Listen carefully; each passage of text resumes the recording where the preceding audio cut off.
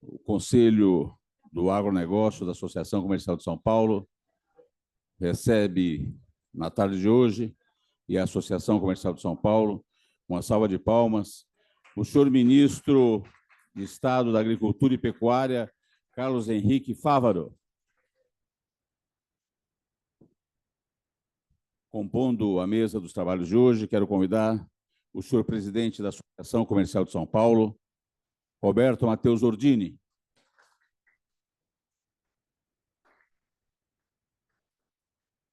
O senhor ministro da Agricultura, Carlos Fávaro.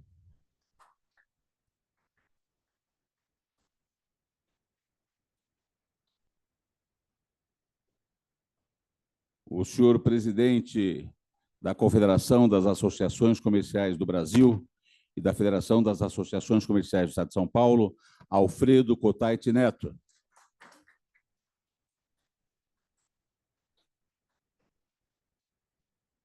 O senhor integrante do Conselho do Agronegócio e representando neste ato o coordenador Cesário Ramalho, Ariel Mendes.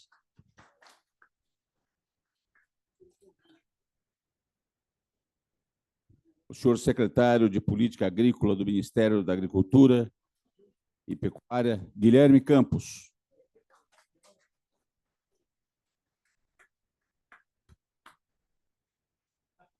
O senhor secretário de Comércio e Relações Internacionais do Ministério da Agricultura e Pecuária, Roberto Perosa.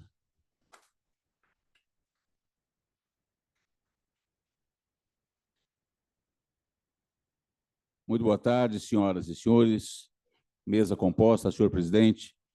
Muito bem-vindos a esta que é a reunião do agronegócio. O Guilherme Campos acaba de trocar. Por favor. O ministro já chamei. Onde está o ministro? Ah, está cumprimentando lá os companheiros do agronegócio. Por favor, ministro.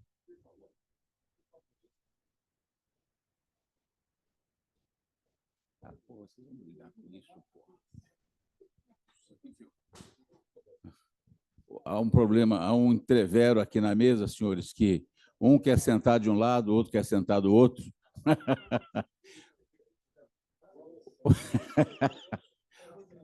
Muito bem, vamos dar início, então, à nossa reunião.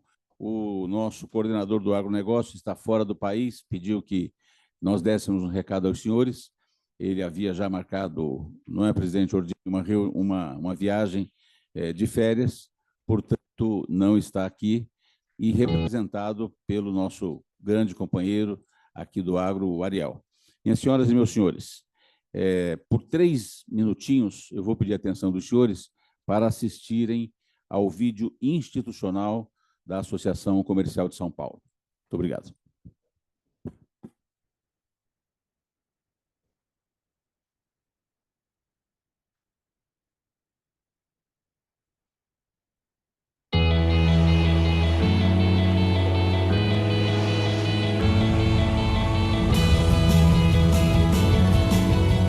Empreender, mais do que uma palavra, é um movimento, uma força que transforma sonhos em realidade e que impulsiona a maior metrópole da América Latina. No berço da maior comunidade de empreendedores do Brasil está situada a Associação Comercial de São Paulo. Há 130 anos, trabalhamos para valorizar o empreendedor, promovendo a iniciativa privada e fomentando o crescimento da economia. Nosso trabalho é ampliar horizontes e potencializar negócios. Atuamos como defensores das demandas dos empreendedores aos governantes e, assim, conseguimos inúmeras conquistas significativas, como a aprovação da Lei Geral da Micro e Pequena Empresa, que daria origem ao Simples Nacional, a aprovação do Cadastro Positivo, a extinção da CPMF, entre outras. Tudo o que fazemos na Associação Comercial de São Paulo é fruto de muita dedicação e empenho. E nossas ações não contam com recursos públicos, o que permite à entidade independência para atuar. Nossos conselhos reúnem centenas de líderes voluntários dos setores público e privado para debater grandes temas nacionais e definir caminhos para a defesa da livre iniciativa e das instituições democráticas. Reforçando nosso compromisso em abraçar a cidade, atuamos de forma descentralizada. Estamos presentes em 15 macro-regiões da capital e conhecemos de perto as demandas locais do empresariado. Nas nossas distritais, o empresário tem acesso a todos os produtos e serviços da ACSP. Por meio do balcão do empreendedor, oferecemos praticidade através de serviços pensados para simplificar a jornada empreendedora, visando otimizar tempo e custo e facilitar o dia a dia dos empreendedores, ajudando a encontrar a melhor alternativa para cada situação.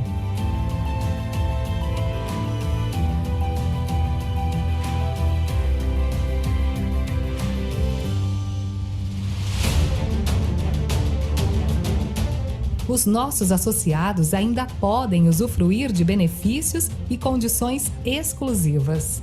A Associação Comercial de São Paulo valoriza o potencial humano e investe no crescimento pessoal e profissional de seus colaboradores. Nossa equipe, com atendimento humanizado, habilidades aprimoradas e conhecimento profundo das necessidades dos dilemas dos empreendedores, está sempre pronta para oferecer soluções que impulsionam o sucesso dos negócios.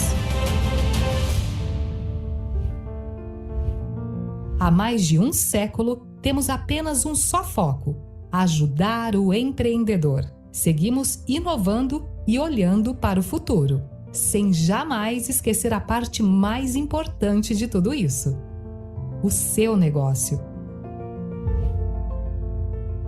Associação Comercial de São Paulo. O nosso negócio é apoiar o seu. Saiba mais em acsp.com.br.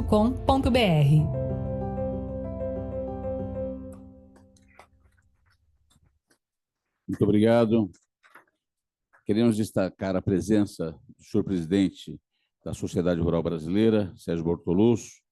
Queremos também destacar a presença da Natália Ramão, representando o secretário de Agricultura do Estado de São Paulo, os senhores nossos vice-presidentes aqui da casa, membros do nosso conselho, e a todos que nos ouvem e nos assistem de maneira virtual pelo Zoom. Essa reunião está sendo gravada, passando pela nossa plataforma e pelo YouTube também.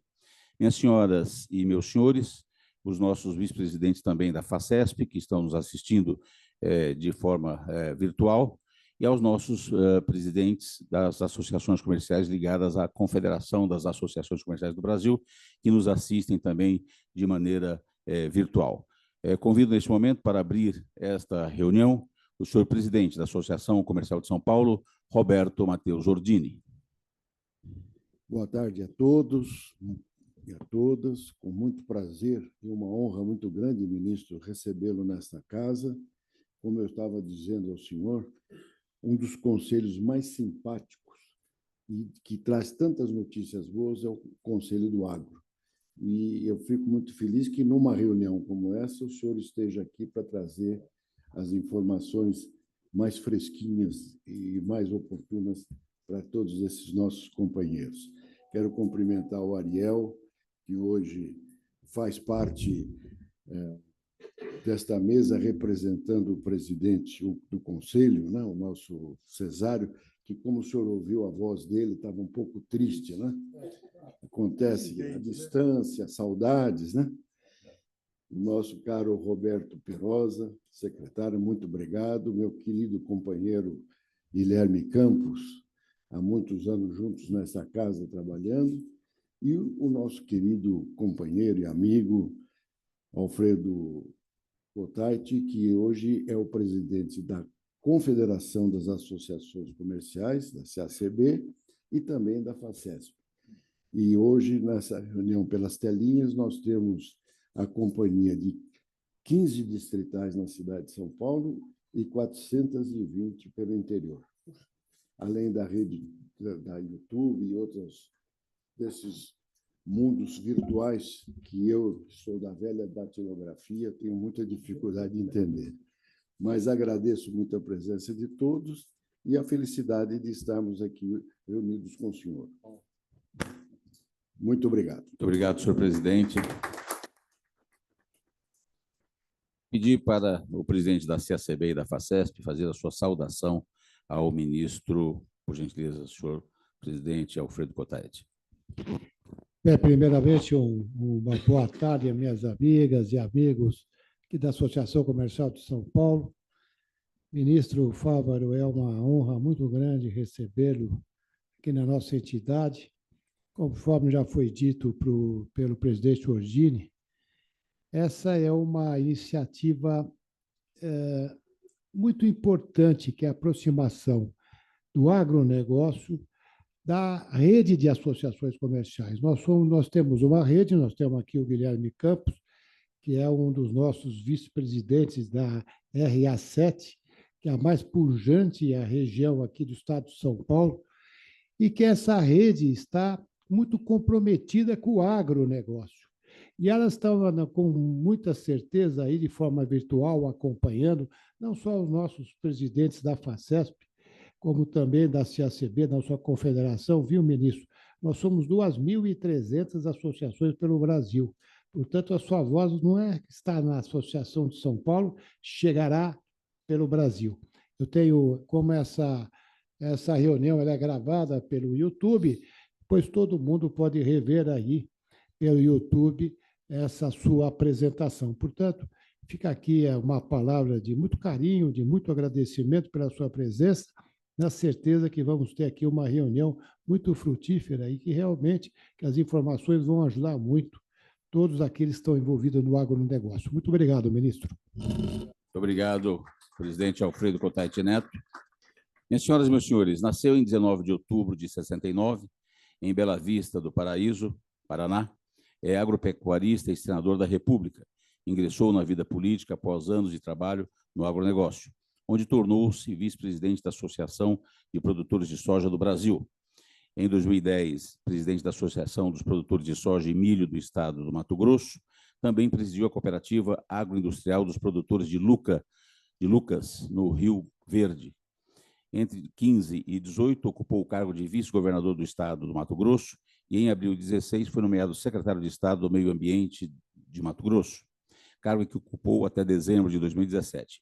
Em 19, foi escolhido para chefe do escritório de representação de Mato Grosso, em Brasília. Em 20, tomou posse do mandato de senador da República, substituto até o resultado da eleição suplementar colocada pelo TRE do Mato Grosso. Venceu a disputa e conquistou o cargo de senador até 31 de janeiro de 27. Em 16 de novembro de 22, foi nomeado coordenador do Grupo Técnico de Trabalho da Agricultura, Pecuária e Abastecimento do Gabinete de Transição Governamental. Em dezembro de 22, foi anunciado como ministro da Agricultura e Pecuária no terceiro mandato do governo Lula. Minhas senhoras e meus senhores, com vocês, o ministro Carlos Fávaro.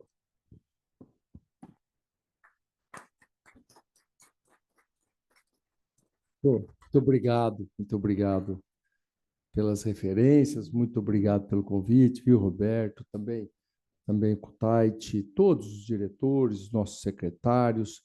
É uma honra muito grande estar aqui na Associação Comercial de São Paulo, parabenizá-los pela iniciativa. Eu acho que, e aí como foi lido pelo o meu currículo, um pouquinho da minha história de vida, eu venho também do associativismo, venho deste voluntariado brasileiro, e é uma das coisas mais virtuosas que temos, onde empresários se dedicam voluntariamente para debater os seus problemas, se ombrearem com os seus problemas, as suas dificuldades, e, a partir daí, propor políticas públicas para que os governantes façam, então, de um Estado menos atrapalhador, mais eficiente na vida das pessoas. Isso começou na minha vida quando, há 40 anos atrás, eu saio do norte do Paraná, Teodora, que é lá da minha região, no norte do Paraná, ela é de Sertanópolis, eu sou da região de Londrina, Bela Vista do Paraíso, que nasci ali, e depois da geada negra de 1975, houve uma migração da produção de café para cereais, soja, milho, algodão, e a propriedade pequena não tinha viabilidade. E o sonho de uma terra um pouco maior para continuar cumprindo a nossa vocação de produzir alimentos se deu no estado de Mato Grosso. Ao chegar em Lucas do Rio Verde, hoje uma bela cidade, um município de uma agroindústria muito forte, mas há 40 anos atrás o sonho de prosperidade logo se transformou na desilusão, na constatação da ausência do poder público, na falta de tudo. Faltava infraestrutura, faltava energia elétrica, faltava comunicação, faltava estrada, faltava assistência básica para a saúde, faltava escola. Imagine bem, que era um assentamento de reforma agrária há 40 anos atrás, no meio do estado de Mato Grosso. E a forma que eu e tantos outros encontramos para superar essas dificuldades é isso que estamos fazendo aqui, é se associar. Por isso, fui presidente de cooperativa, diretor de associação, e ali a gente consegue, então, fazer a melhor forma de todas de se fazer ouvir, através de entidades representativas de classe, do voluntariado. E aí o poder público, certamente, ninguém resiste à pressão de um grupo de pessoas organizadas. Então, parabenizá-los. E algo que talvez inovador é a gente falar na Associação Comercial de São Paulo e falar de agricultura, falar de pecuária. Mas é porque estamos todos irmanados. Veja que então, prometo não tomar muito tempo de vocês, dedicar 40 minutos, não ocuparei isso, com certeza, porque quero daqui levar, muito mais do que deixar a minha mensagem, é ouvir a mensagem de vocês, como podemos trabalhar para que melhorar as oportunidades para a associação comercial, para os seus associados, e certamente com isso também é melhorarmos as oportunidades para os agricultores, pecuaristas e também para a população brasileira.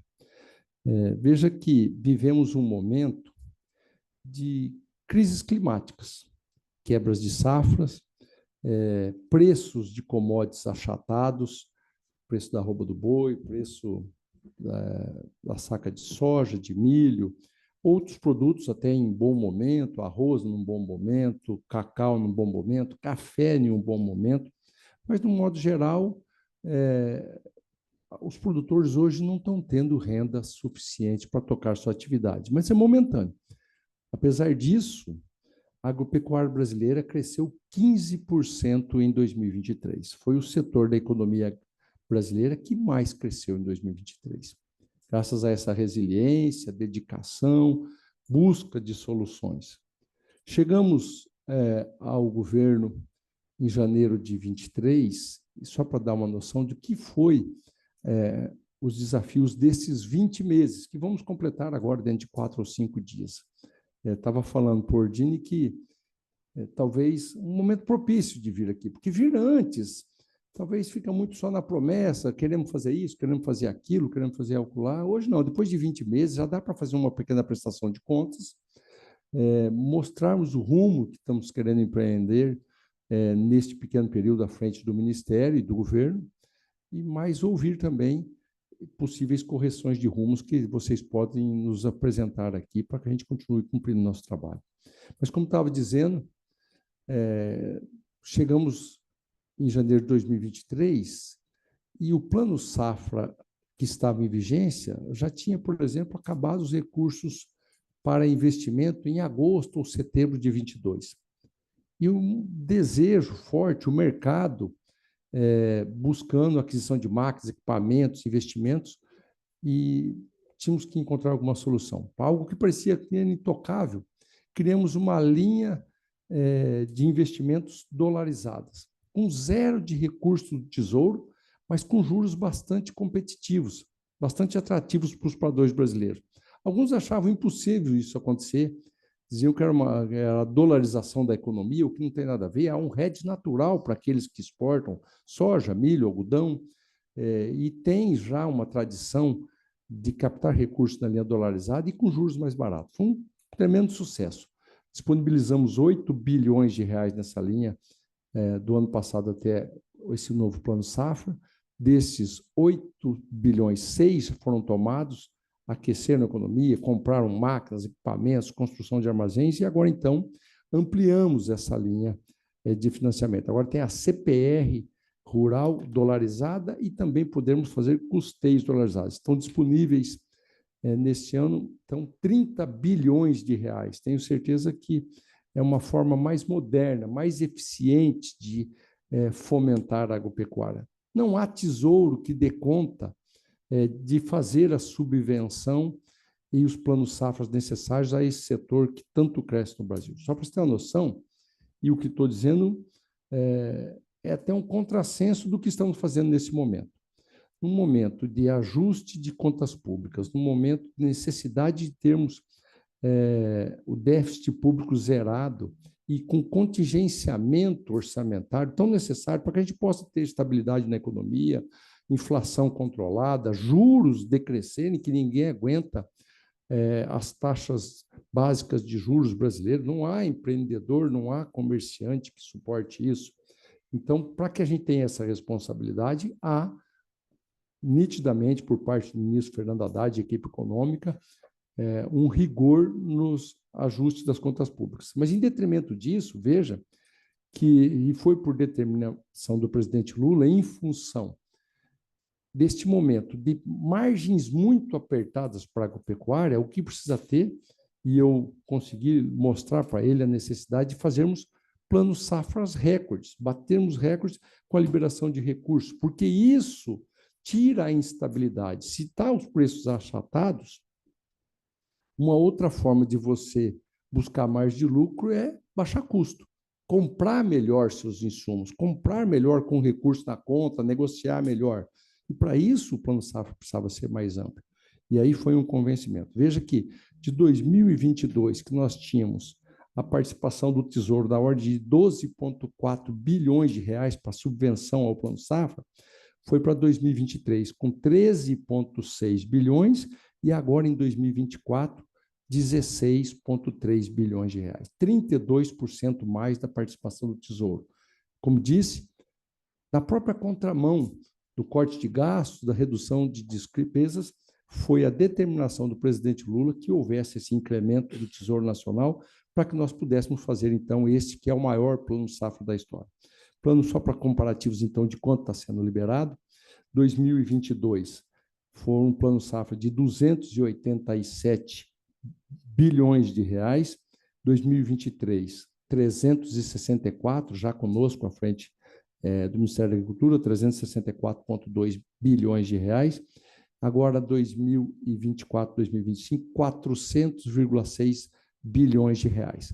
Acrescidos a isso, 78 bilhões de reais para a agricultura familiar e mais 108 bilhões de LCAs, que são títulos privados da dívida agrícola, né, mas que têm a participação governamental, porque, afinal de contas, a LCA tem redução de imposto de renda e direcionamento para uso na agropecuária. São 108 bilhões de reais. Então, com a atuação governamental, o Plano Safra é basicamente da ordem de 580 bilhões de reais.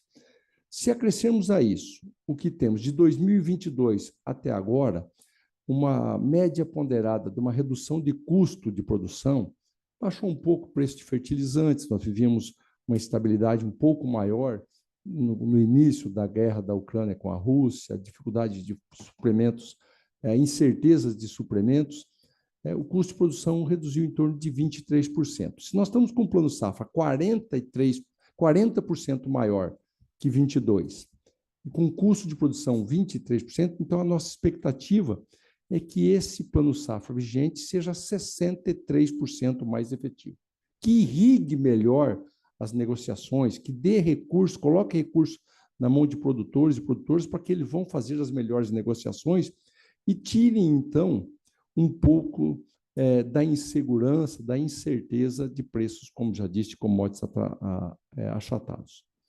Outro ponto relevante que gostaria de prestar conta a vocês que são comerciantes e que sabem como é relevante, estávamos falando um pouco disso agora há pouco, foi a mudança da diplomacia brasileira, onde o presidente assume pessoalmente a busca de restabelecer boas relações diplomáticas, boas relações de amizade com todo o mundo. Foram mais de 25 viagens dele neste período, e nós, então, no Ministério da Agricultura, com uma agenda paralela a isso, mais de 20 e poucas viagens também, 25. Perosa, então, nem se fala. Perosa, ele chega em casa, as crianças falam assim, ó, mamãe, tem um homem entrando aí em casa, eu nem reconhece, de tanto que ele está viajando, né, Perosa? E amanhã já vai de novo para o México. Mas isso deu resultados espetaculares, grandes oportunidades. Foram recordes absolutos. Até hoje, 181 novos mercados abertos nesses 20 meses para os produtos da agropecuária brasileira. 53 países que nós não tínhamos relações comerciais para esses produtos, hoje estamos fazendo negócio. Alguns casos muito relevantes que eu posso citar exemplo para vocês. Carne bovinas e suínas para o México. 20 anos buscávamos essa abertura de mercado, 20 anos. Há uma geopolítica, um protecionismo nas relações comerciais e transpor essas barreiras são muito difíceis. 20 anos atrás, basicamente compravam dos Estados Unidos, do Canadá, e não compravam carne brasileira, carne bovina e suína. Isso é uma grande oportunidade. Frango para Israel. Sabe quantos países do mundo, Orione, vendem frango para Israel? Agora, só o Brasil. Eram autossuficientes. Ninguém vendia frango para Israel. Um consumo per capita muito grande, 67 quilos per capita o ano, e muito remunerador, até porque se eles eram autossuficientes, é porque produziam o frango lá. Agora, imagine produzir frango no Israel, com aquelas temperaturas e sem a produção de proteína vegetal, sem farelo de soja, sem farelo de milho, tem que importar tudo isso. A que custo é essa produção deles? E nós conseguimos abrir esse mercado tão importante. E mais que isso, se não é um mercado tão grande, menos de 10 milhões de pessoas, mas um dos preceitos para abrir esse mercado é que o Brasil se habilitou e conseguiu cumprir todos os compromissos do abate kosher. Portanto, todo judeu estabelecido em qualquer lugar do mundo vai ter a oportunidade de comprar uma bandeja de frango brasileiro com o símbolo kosher que atende seus preceitos religiosos. Olha o tamanho da oportunidade com esta abertura de mercado. Algodão para o Egito. Também fazia muitos anos que a gente tentava. Todo mundo sabe, vocês comerciantes, muito do setor têxtil, sabe o quanto é reconhecido como o melhor algodão do mundo, o algodão egípcio. Se nós passamos a vender para o Egito, ganhamos a equivalência e também temos, então, um reconhecimento e temos o melhor algodão do mundo. E não só por isso, mas por todas as questões de certificação e de qualidade mesmo na produção, em maio, agora passado, 2024, o Brasil se tornou o maior exportador de algodão do mundo. Não só isso, não é só grandes produtos que vendemos, estamos vendendo muito abertura de mercado para genética. A genética da agropecuária brasileira está sendo comercializada. Pintos de um dia, embriões, bovinos, bubalinos, sementes, isso é tecnologia embarcada que nós desenvolvemos na nossa agropecuária tropical e agora está num grande salto de vender nessa tecnologia. Abrimos mercados de vísceras, por exemplo, para o Chile, agregando valor naquilo que completa a cadeia produtiva. E até penas de aves. Um dia o Perosa me anunciou, abrimos o mercado de penas de aves lavadas para o Hong Kong. Eu falei, o que vão fazer com isso, né? Aí travesseiro, almofadas, quer dizer, então, mas agrega valor, é aqui dentro que fica essa receita, essa oportunidade. As ampliações também naquilo que já era mercados abertos, vejam, por exemplo, o que significou a ampliação dos negócios com a China. É uma determinação do presidente Lula o fortalecimento das relações do Sul global. Nada em detrimento das nossas relações com a Europa, com os Estados Unidos, ao contrário, queremos muito formalizar o acordo Mercosul-União Europeia, que tenho certeza que vai ser muito bom para a agropecuária brasileira, mas enquanto há resistência e há dificuldade de superar essa formalização, não vamos ficar só reclamando que não conseguimos isso. Temos grandes oportunidades no Sul global. Gente, densidade populacional com Índia, com China, com Japão, com toda a África, com o Oriente Médio, recursos, uma região muito rica do planeta que se está estabelecendo, e o Brasil pode e deve ser o grande suprimento de alimentos de qualidade, e nós estamos fortalecendo isso. Prova disso é que, ao chegarmos do governo, então, em janeiro de 2023, encontramos com a China, de todas as plantas frigoríficas que já tinham sido habilitadas, 12 plantas estavam com sua habilitação suspensa. Por questões diplomáticas, sanitárias, 12 embargadas. Neste período, então, de 20 meses, nós levantamos esses embargos de 11 das 12 plantas que estavam embargadas e habilitamos novas 43 plantas frigoríficas. Então, se a gente fizer um balanço, o placar é menos 12 a 54. É isso que nós fizemos em 20 meses. Ampliação da venda de café robusto também para a China, que não era tradicionalmente dos países asiáticos que mais consomem café. Para se ter uma noção, há 3 anos atrás, a China comprou 80 milhões de dólares de café do Brasil.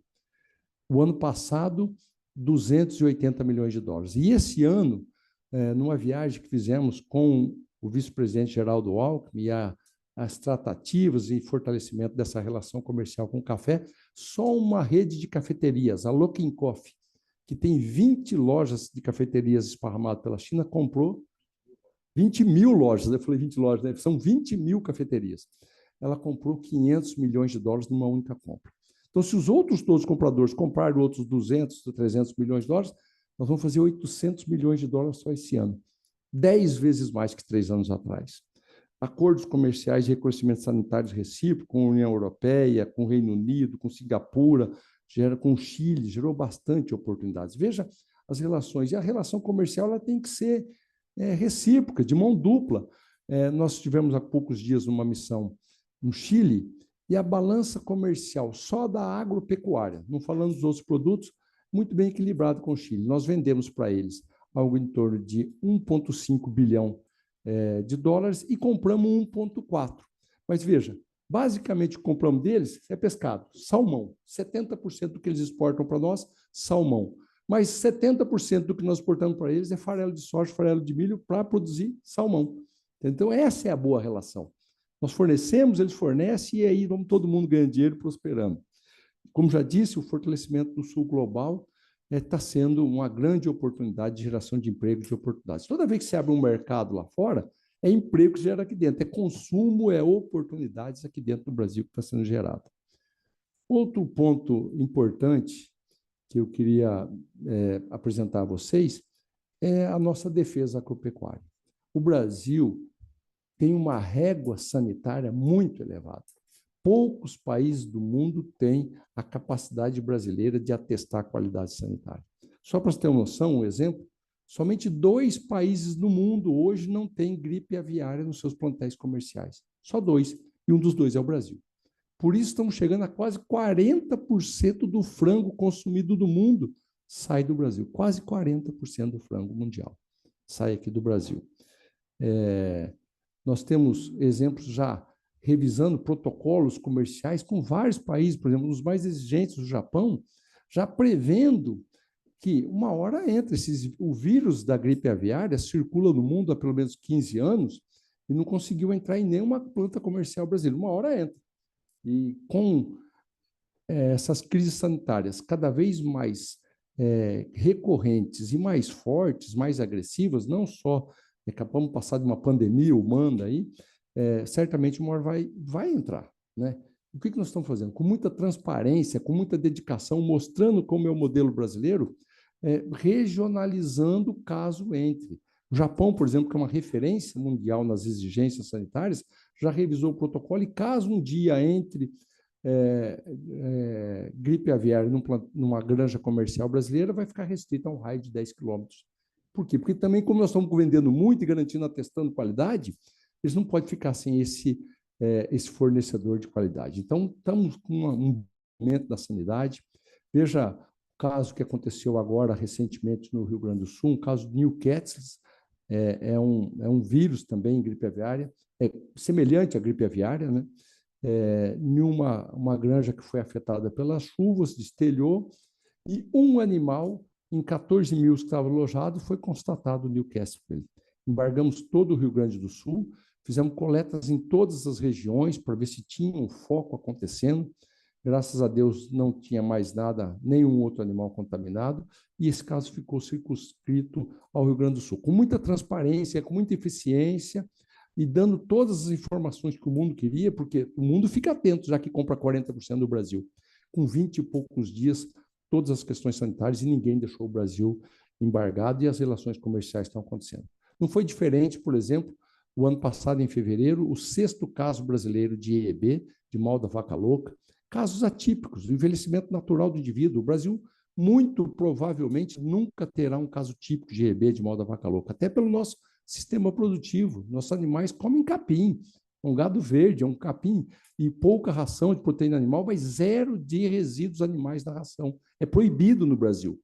Com 29 dias, suspendemos todos os embargos também no ano passado, mostrando a força e o reconhecimento mundial.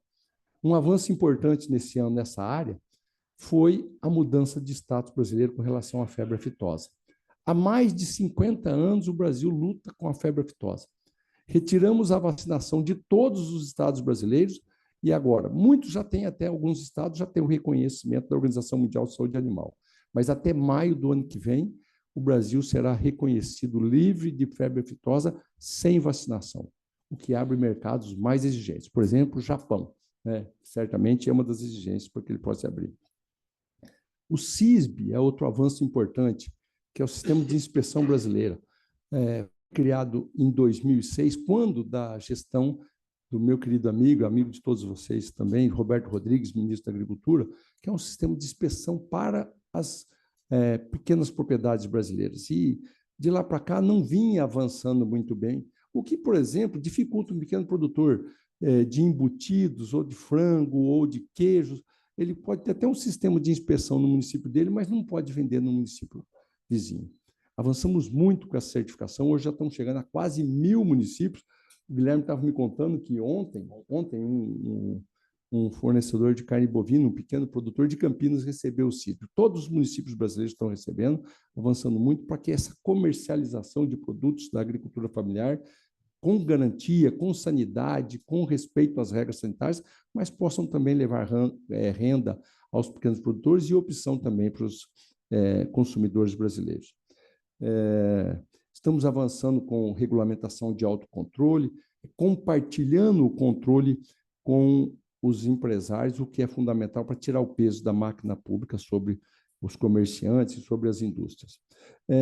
Eu não podia deixar de falar aqui também sobre a retomada nesses 20 meses de fortalecimento da cadeia produtiva dos biocombustíveis.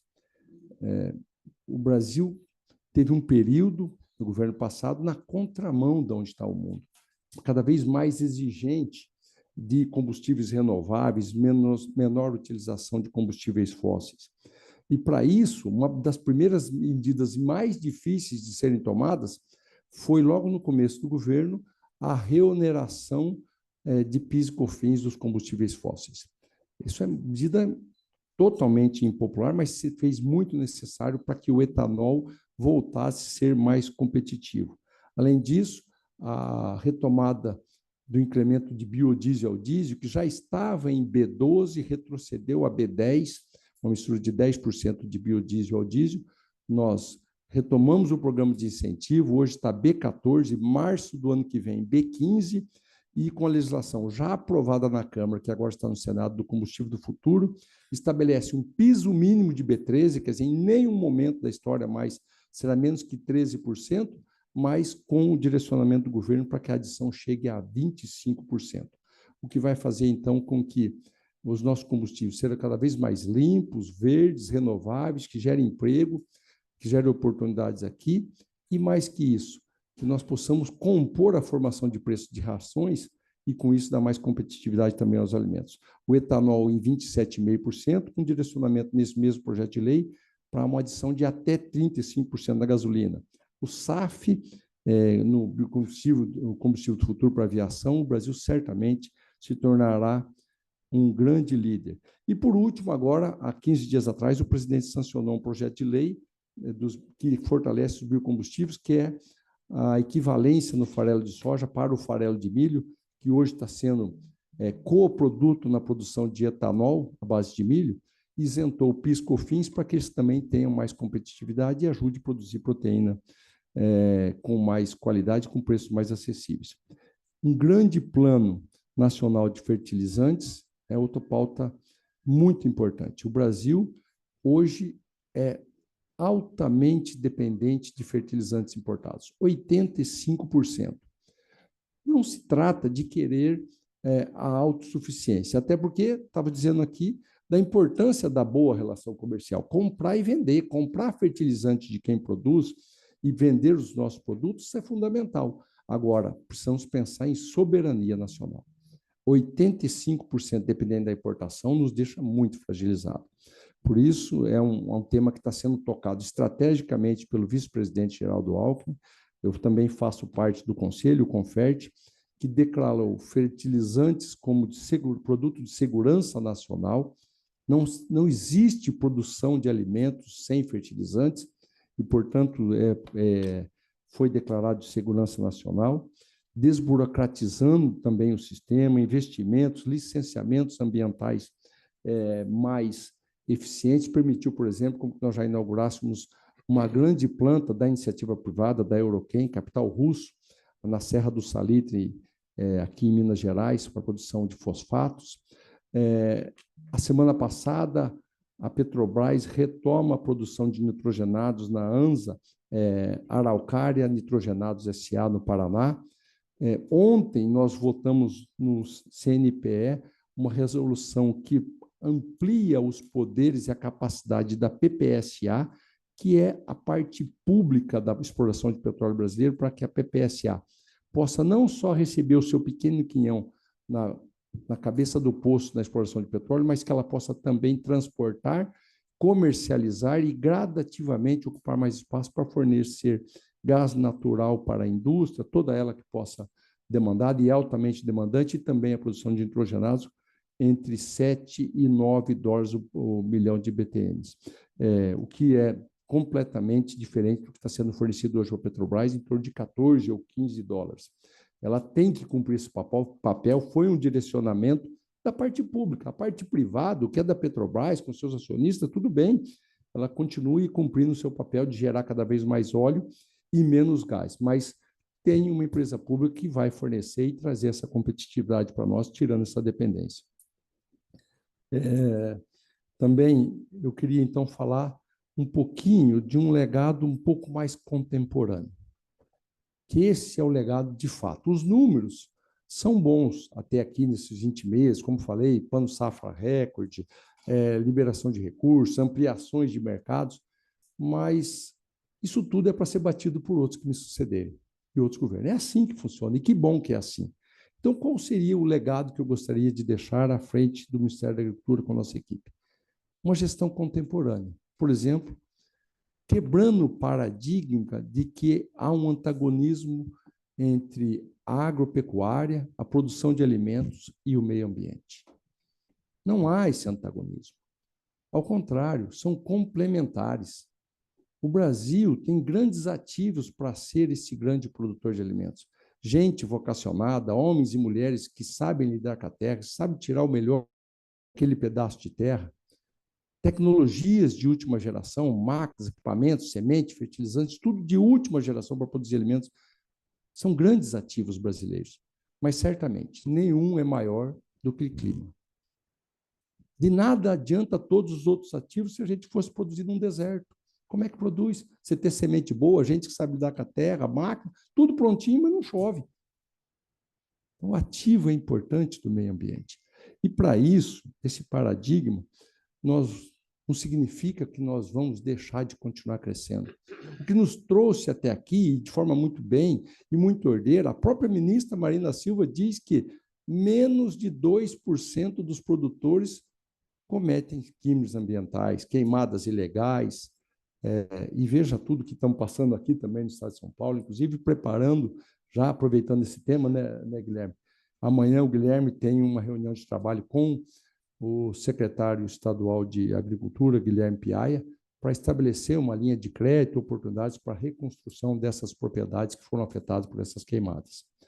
Mas, de novo, voltando à questão do meio ambiente, o que nos levou a a esses números tão exuberantes da agropecuária brasileira, até aqui não será o que vamos nos levar nos próximos 50 anos. Não precisamos avançar sobre as florestas para continuar crescendo e produzindo cada vez mais. Nós temos 90 milhões de hectares de pastagem em estado degradados, do total de 160 milhões de hectares de pastagens brasileiras. Com isso, a Embrapa, o Banco do Brasil, nós fizemos todo um estudo técnico e identificamos 40 milhões de hectares muito propícios para o incremento da produção agropecuária brasileira, sem precisar desmatar uma árvore sequer. Já temos no Plano Safra brasileiro 2 bilhões de reais por ano, a juros de 7% ao ano, e 10 anos para pagar, para que esses produtores façam a conversão, melhorem, pode continuar com pastagem, mas pastagem de qualidade, que sequestre carbono, que aguente 4, 5 cabeças de gado por hectare durante o ano todo, ou agricultura, ou fruticultura, ou floresta plantada, mas não precisamos ocupar mais áreas sobre as florestas. E este programa agora se consolida, está sendo tocado pelo Carlos Agostinho, é um produtor também lá de Mato Grosso, que está percorrendo o mundo, captando recursos, com juros internacionais muito acessíveis, que vai fomentar essa transformação. Com mais 40 milhões de hectares ao sistema produtivo de alto nível, com toda a tecnologia que já temos, é possível dobrar a produção brasileira e não desmatar uma árvore sequer. Tenham certeza, isso será um grande ativo e um grande legado. Também estamos modernizando nas certificações, usando a inteligência artificiais, para que possam estar a serviço da desburocratização e atrapalhar menos a vida do empresário. Só para você ter uma noção do que estou dizendo, há mais de 20 anos se buscava certificação eletrônica para exportação de carnes. Até março desse ano, a certificação era feita no papel com carimbo do auditor. Vê se tem cabimento. De março para cá, mais de 30 mil certificados eletrônicos, tão simples, tão fácil, tirando aquela burocracia brasileira. Só para ter uma noção também, no EFITO, que é das proteínas vegetais, quantas vezes já aconteceu de sair um navio de uma trade carregado de soja ou de milho, viajando o mundo afora para entregar a soja brasileira, e normalmente ele sai com 60 mil toneladas, depois eu fui entender mais ou menos como que é a comercialização, ele sai, mas não está tudo vendido, ele tem uma filial lá fora, e ele vai negociando lotes, 10 mil, 15 mil daquele navio de 60 mil. E cada lote precisa de uma certificação. Como era no papel, muitas vezes ele chegava do outro lado do mundo e não chegou o último certificado, ele não podia descarregar. Olha o tamanho da burocracia disso. Isso acabou. Hoje é totalmente eletrônico, sem taxa, sem despesa, saiu, vai emitindo certificado, vai tirando a burocracia, tirando o peso das costas dos nossos empresários. E, por último, a modernização do INMET. Por incrível que pareça, em termos de mudanças climáticas, o nosso Instituto de Meteorologia, que está embaixo do guarda-chuva do Ministério da Agricultura, ainda é muito analógico. Ainda tem, por exemplo, estações meteorológicas analógicas, que precisa ir um servidor lá todos os dias coletar os dados, ver se vai a temperatura, a umidade, a pressão, e se tem cabimento isso com tanta tecnologia. Temos disponíveis 200 milhões de reais já para fazer a modernização, simplificação, o uso de algoritmos, para que nós tenhamos, até o final de 2026, o melhor instituto meteorológico da América Latina.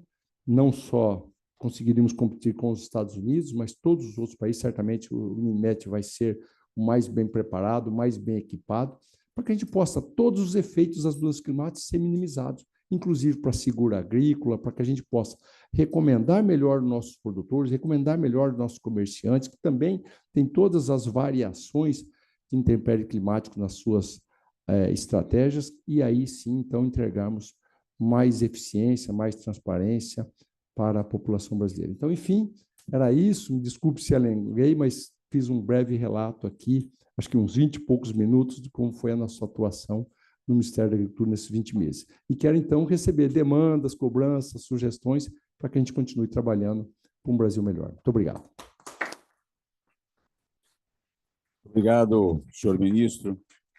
Passo a palavra, nesse momento, para o coordenador do nosso Conselho do Agronegócio, representando o nosso coordenador Cesário, Ariel Mendes. Por favor, Ariel. Boa tarde a todos, ministro. queria inicialmente justificar a ausência do Cesário, ele está numa viagem no exterior, infelizmente não esteve aqui. Essa sua visita era aguardada ansiosamente, né, há vários meses, mas, como disse o ministro, ele estava esperando um pouco para vir aqui para entregar resultados e não promessas, né?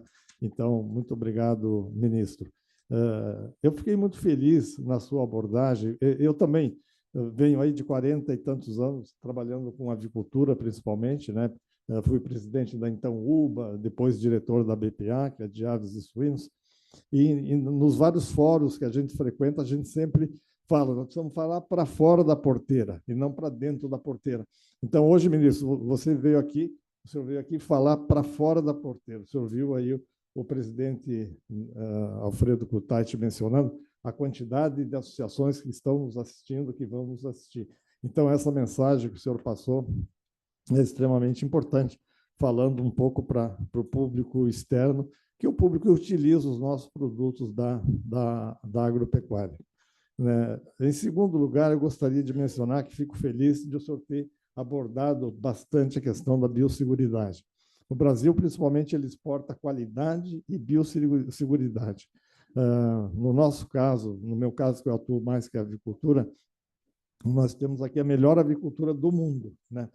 E nós estamos nos preparando para isso, inclusive para enfrentar a influenza aviária, como o ministro mencionou, e a doença de Newcastle há mais de 30 anos. Agora, em dezembro, ministro, o Ministério da Agricultura vai comemorar 30 anos do PNSA, vai ser lá em Brasília, e 20 anos do PNSS, que é o Programa Nacional de Sanidade Avícola, e o Programa Nacional de Sanidade Suídia. E peço aí a sua assessoria que coloque na sua agenda para estar lá, para dar um recado para esse pessoal que eles merecem realmente. Hoje, o Ministério da Agricultura é o grande parceiro do setor privado. Eu estive agora recentemente em Quito, dando uma palestra, e o tema que me deram foi Brasil, potência exportadora de proteína animal. Mas eu comecei falando não da proteína animal, mas dos inúmeros produtos agrícolas que a gente exporta também, né? E peguei alguns números aí do Perosa com relação à abertura de mercado e tal, e eles ficaram realmente impressionados, né? E o Brasil, ele causa medo nos concorrentes, causa inveja nos amigos e nos países aí que são mais chegados com a gente, né? O Equador é um país exportador basicamente de camarão, de flores, de frutas, né? E de cacau, de chocolate. E aí, no final, o que eles deram de exemplo do Brasil, mas é isso que nós temos que fazer, esse é o caminho. Eu mostrei um pouco que isso aí não surgiu por acaso, é um trabalho que foi feito pelo governo, pelo Ministério da Agricultura, pelas agências de defesa, mas capitaneadas pelo Ministério e pelo setor privado. Coloquei lá o logo das várias entidades setoriais que participam disso aí, a BPA, a BIEC, a BIOV, a ProSoja e tantas outras, né? E vocês estão de parabéns. Eu acho que essa abertura de mercado, né, é uma coisa realmente muito boa. A dedicação do Perosa, né, que é um amigo aqui de longa data, né, a gente percebe isso, né? Tomara, Perosa, que você continue viajando aí toda semana praticamente. Eu acho que é o que o ministro falou, quer dizer, abrir mercado é gerar dólares, é gerar receita, e isso vai alimentar o nosso mercado interno. Então, a mensagem aqui, ministro, é mais no sentido de realmente parabenizar o Ministério da Agricultura na sua pessoa, na presença dos dois secretários que estão aqui, o Perosa e o Guilherme, e o nosso superintendente interino aqui, o Fábio, meu aluno da Unesp de Botucatu, né? Então, o trabalho que vocês estão fazendo realmente merece elogios. E continue assim nos próximos 2 anos, que ainda falta de seu mandato. Muito obrigado. Muito obrigado, Ariel. O Ariel, que substitui muitíssimo bem o nosso Cesário, já conduziu outras reuniões do Conselho do Agro aqui com maestria. Nessa etapa dos trabalhos, nós vamos ouvir o Roberto Perosa e, na sequência, o Guilherme Campos, para os inscritos que já estão aqui comigo também poderem fazer uso da palavra. Então, Perosa, por gentileza. Bom, boa tarde a todos. É um prazer enorme estar aqui, acompanhado do ministro Favaro, meu colega Guilherme Campos, do Fábio, enfim, de toda a equipe. Na verdade, muito do que o ministro falou já retrata o nosso trabalho. Eu queria somente acrescentar a oportunidade, ministro, em termos estruturantes que nós estamos fazendo também, na rede de adidância agrícolas que nós estamos fazendo. O Brasil hoje tem 29 adidos agrícolas em pontos chaves no mundo, são representantes do Ministério da Agricultura e apoiadores do agronegócio nesses 29 países, e o ministro conseguiu, com muita maestreza e jogo de cintura, que a gente aumentasse essa rede para 40 novos adidâncias. Vamos nomear 11 novos países chaves, principalmente na Ásia, na África, e temos 2 aqui nas Américas. Mas países em que o Brasil busca uma maior cooperação comercial, no caso da Ásia, uma maior cooperação técnica, no caso da África, e também cooperação comercial e técnica aqui no caso da América do Sul. Então, vamos deixar esse legado também, ministro, de 40 novos adidos, compromisso de continuar aumentando nos próximos anos. Eu queria parabenizá-lo pela coragem de tomar essa atitude, demanda vontade política, gestão orçamentária. Então, é um grande legado para o agronegócio brasileiro também. Obrigado. Muito obrigado. Muito obrigado, Guilherme Campos, e na sequência as perguntas que estão aqui. Guilherme, por favor. Boa tarde a todos. Uma alegria muito grande estar aqui na minha casa. Na minha casa. Eu comecei a vida pública dentro de associação comercial, no caso, a Associação Comercial de Campinas, e está aqui na Associação Comercial de São Paulo, a presidência do Ordini, e com a FACESP, com a presidência do COTAIT, para mim, sempre é um motivo de muita alegria, ainda mais sendo conduzido por Arnédio, né? Arnédio, 300 anos de 27, fundador, Rodovalho, né? Mas, ministro, a sua presença aqui hoje é muito emblemática, é muito gostoso falar do agro. Como o presidente Ordini tinha comentado com a gente ali na sua sala, várias reuniões na associação, mas essa reunião, quando se trata do agro, é tudo notícia boa, né? É o filho bonito que todo mundo quer ter. Só se fala bem. Mas perante o que tem no varejo, se fosse contado o varejo aqui, ministro, mas vamos lá. Acompanhado aqui do Fábio, que é o nosso superintendente aqui em São Paulo, que tem uma importante missão. Afinal, São Paulo é o centro nervoso de tudo que se refere ao agro. O ministro está mais presente aqui em São Paulo que na maioria dos estados brasileiros. E a pujança do agro paulista salta muito aos olhos. Temos o exemplo da cana, o exemplo do café, né, Galuti? Está ali. Natália, manda um abraço para o nosso secretário Guilherme Piai, que esteve conosco hoje. E a nossa preocupação específica com os acontecimentos desse final de semana. Amanhã teremos uma reunião específica na secretaria para tratar dos impactos dos incêndios. Incêndios que são muito suspeitos, né?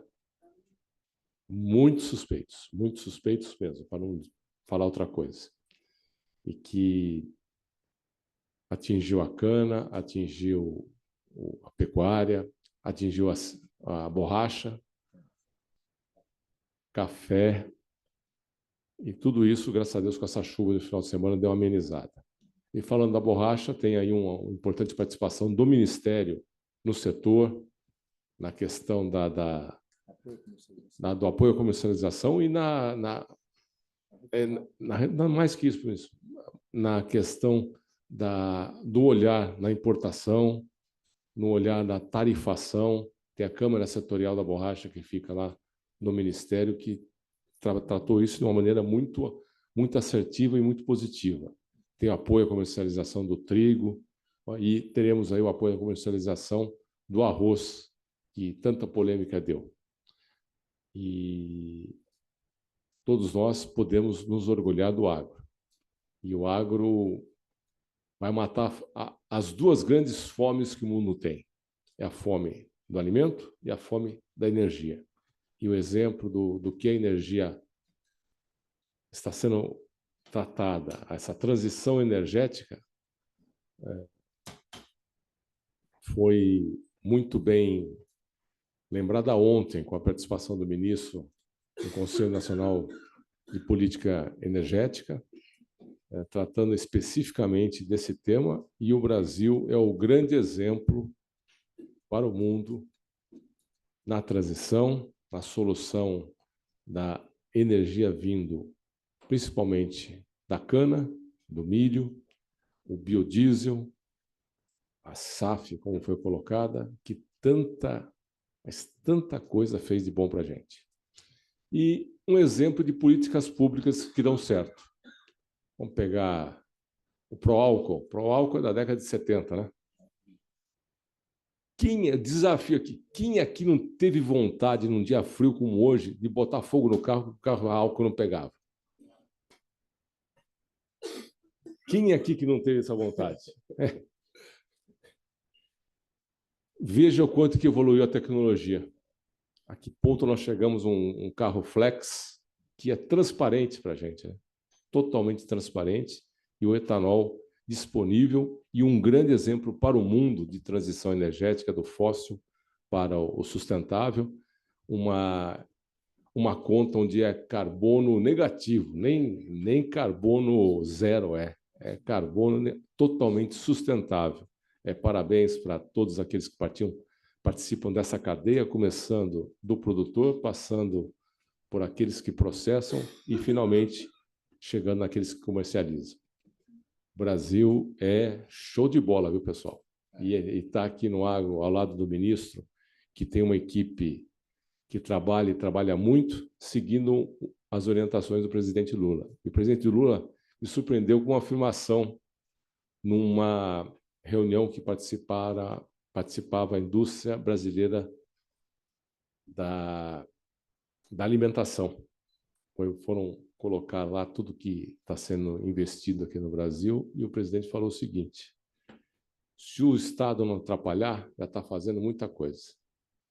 Se puder ajudar, aí é o sonho.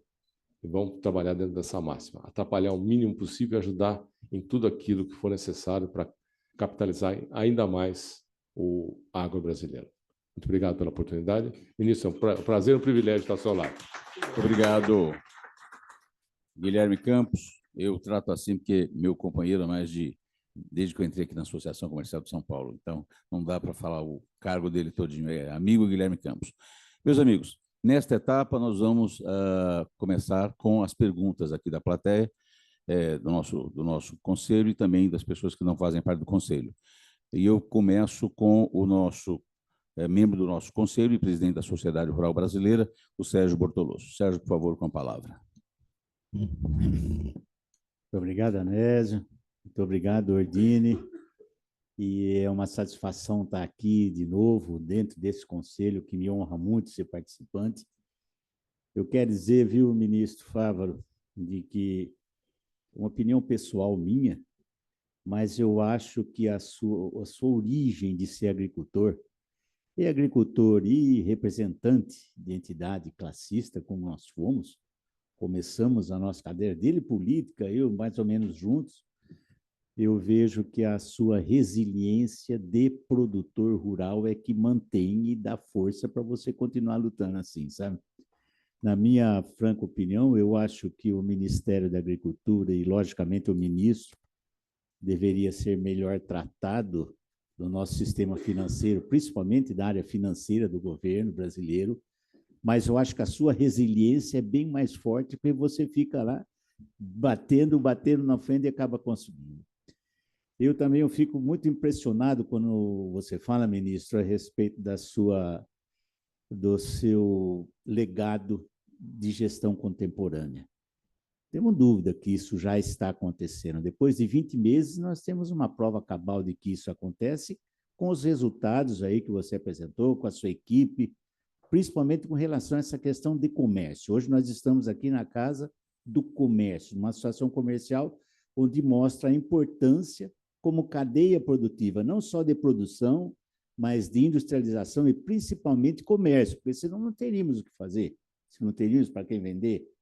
E eu vejo que a equipe liderada pelo ministro, mais organizada e coordenada pelo Perosa, tem feito um grande trabalho. Mas eu acho que dentro dessa sua gestão contemporânea, o principal legado que você vai deixar, ministro, é um seguro rural. E isso vai estar muito ligado à atuação do Guilherme Campos, porque nós fazemos parte hoje de um grupo, houve uma demanda para o IPA para que a gente estabelecesse um novo modelo de seguro rural. E nós já estamos trabalhando isso na condição, a Sociedade Rural Brasileira, na condição de coordenadora da Comissão de Política Agrícola no IPA, logicamente ligada totalmente ao Guilherme Campos, já conversamos sobre isso, a gente tem que apresentar alguma coisa que viabilize o seguro rural. Nós temos hoje esse desafio, as intempéries climáticas, o que acontece no mundo, que provavelmente não vai parar, já isso é uma constante, e cada vez a gente tem que trabalhar com isso, ou via tecnologia ou alguma coisa, mas principalmente seguro para que o produtor rural brasileiro não esteja à mercê, tão exposto a riscos como a gente faz. Então, ministro, eu quero dizer que a Sociedade Rural Brasileira é aliada sua dentro desse seu projeto, dessa gestão contemporânea.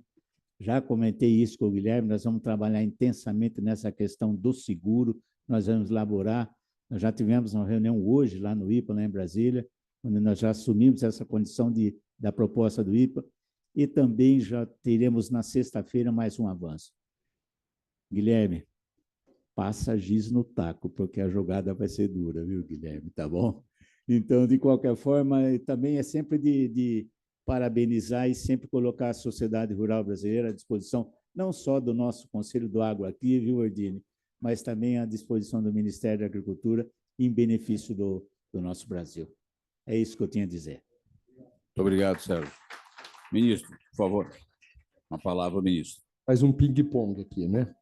Sérgio, muito bom revê-lo, sempre falando, sempre nas nossas orientações. Com relação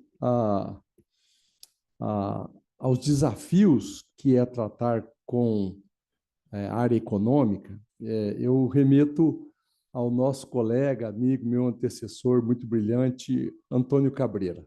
Foi Antônio Cabreira que criou o Plano Safra, para trazer essa informação, em 1991, quando ele foi ministro da Agricultura. Antes, as políticas eram desconectadas, lançavam linhas de crédito para custeio, para financiamento, para seguro e tal, mas desconectadas. E hoje que é um pacote.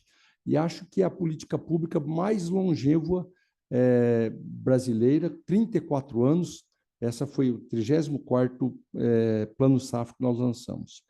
E Antônio Cabreira dizia que os problemas da fazenda eram resolvidos na fazenda.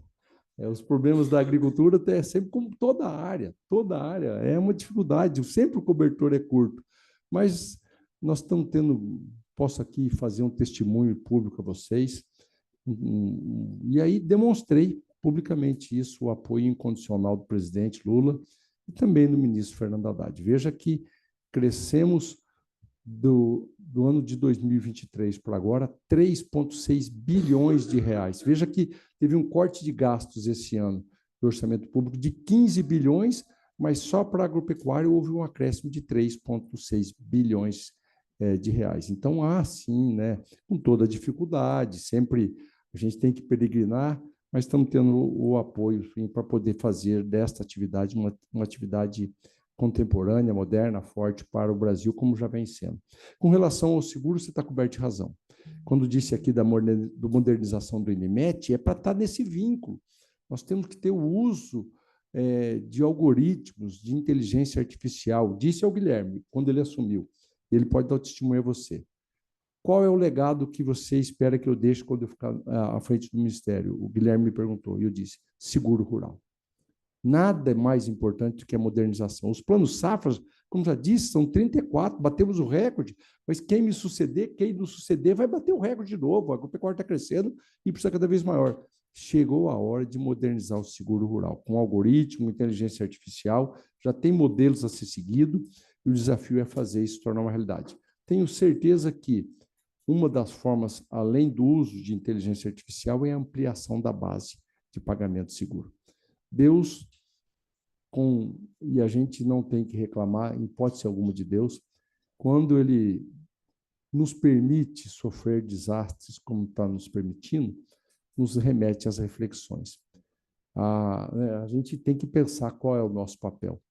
Há 3 ou 4 ou 5 anos atrás, chegasse para um produtor do Centro-Oeste brasileiro e dissesse que ele teria a obrigatoriedade de contratar seguro para poder acessar o crédito rural, eu falei assim, não acesso, não quero, não vou pagar seguro, eu não tenho problema climático. Tivemos, e eu que estou há 40 anos em Mato Grosso, o ano de 2023 foi a maior seca da história da agropecuária mato-grossense. Talvez pelo convencimento todos estejam cientes da necessidade de contribuir e contratar seguro. E quando a gente ampliar a base, ela vai ser mais eficiente, aí nós vamos poder ter um sistema mais sustentável economicamente.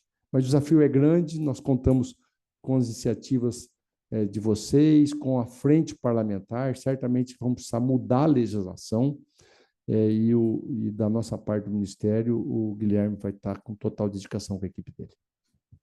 Obrigado, ministro. Vamos fazer uma pergunta, o senhor vai fazer uma resposta de alguém que está ali no Zoom, virtualmente. Marcel Solimil, nosso economista-chefe aqui da Associação Comercial de São Paulo. Por favor, Marcel.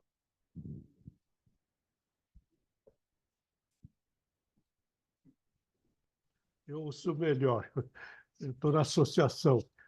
Mas o senhor falou da conquista dos novos mercados da China, e essa conquista dos mercados do Pacífico, como é que está a questão do transporte para lá? Quais são as alternativas que nós temos em vista? Muito bom, Marcelo. Especial sua colaboração. Quando eu fui presidente da AproSoja, eu me dediquei muito, no período do meu mandato, à infraestrutura logística, porque temos plena consciência de que nada agrega mais valor aos produtores do que uma logística eficiente. Quem vende commodities com baixo valor agregado, o frete impacta muito. E com esses volumes de produção brasileira, veja, por exemplo, aqui o Porto de Santos, o maior investimento num terminal marítimo está sendo feito pela COFCO, né, se eu não me engano, chinesa. Demora 2 ou 3 anos para ficar pronto, já está em fase avançada, e é um terminal para 14 milhões de toneladas. Num clique, o Brasil produz 15 milhões, 20 milhões de toneladas a mais. Pronto, engole aquele investimento todo feito por o maior investimento sendo feito. Então, a gente tem que ter essa preocupação logística, sim, para não engargalar e não perder competitividade. Estrategicamente, o governo está investindo muito nas rotas bioceânicas. São 6 rotas bioceânicas para ligar Pacífico a Atlântico. Algo que há algum tempo atrás era inimaginável, mas hoje completamente factível. Destas 6 grandes rotas, 2 já estão em operações e outras, com muito poucas ações e obras, Marcel, elas podem ser implementadas. Obras de aduana, de alfândega, uma ponte lá em Rondônia para ligar o Peru, e a gente vai acessar, então, portos que estão sendo construídos, já existem no Pacífico. O maior de todos os portos sendo construído pelo governo chinês é no Peru, né? E a gente vai ter a oportunidade. Não é em detrimento a Santos, não é em detrimento a Paranaguá ou aos portos do Nordeste brasileiros, mas são complementares, nós temos que ser competitivos, e o PAC está cumprindo um grande papel nessas obras de pontes, de ferrovias, de rodovias, para que a gente continue sendo competitivo. Obrigado, senhor ministro. A pergunta agora aqui do nosso Conselho do Agro, Fausto Longo, que foi senador do Brasil, foi senador na Itália, e agora está de volta aqui ao nosso Conselho do Agro.